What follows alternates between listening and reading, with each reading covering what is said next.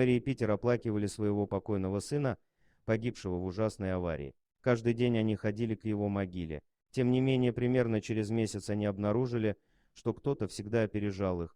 Каждый день на его могилу клали новую розу. Но кто приносил эту розу? У Питера было решение, он поставил камеру, чтобы определить, кто это. Но когда он увидел этого человека, он был ошеломлен. Питер и Мэри возвращались домой после получения записи с камеры.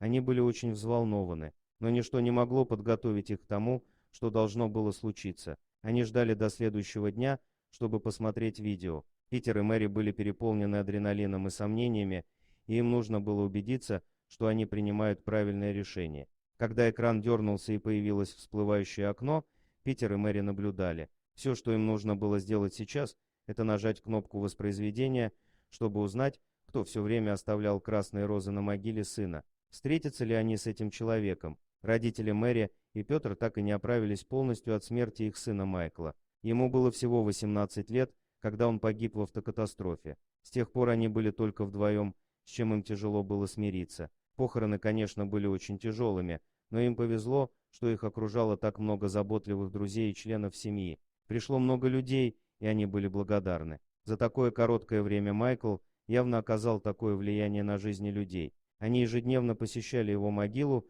принося в память о нем цветы и безделушки. Это стало для них ритуалом, а также способом быть с ним рядом. Но потом они обнаружили нечто странное. Мэри и Питер шли на кладбище в понедельник, но подойдя ближе к могиле сына, они обнаружили что-то на ней. «Этого вчера здесь не было», — заметила Мэри. Питер согласился. Зачем кому-то класть что-то на чужой надгробный камень? Мэри и Питер оба были озадачены. На надгробии лежала одинокая красная роза, и никто не знал, кто ее туда поместил. Они огляделись, но никого не было видно. Они обыскали могилы, окружающие надгробие их сына, чтобы увидеть, есть ли другие с красными розами, но Майкл был единственным. Они чувствовали, что это было странно. Первоначально они восприняли это как случайный акт щедрости со стороны незнакомца. Но каждый раз, когда роза увядала, появлялась новая.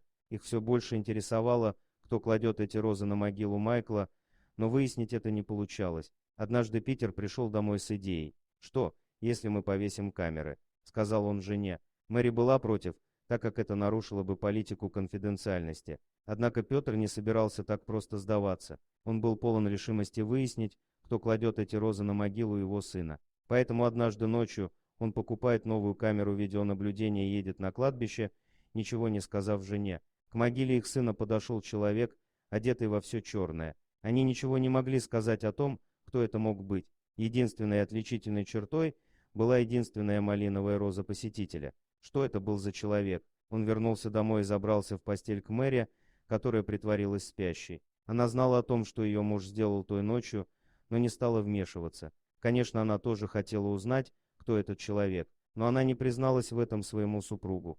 Дорогие друзья, если вам понравилось видео, поставьте лайк, а также подписывайтесь на канал, где найдете еще много интересного.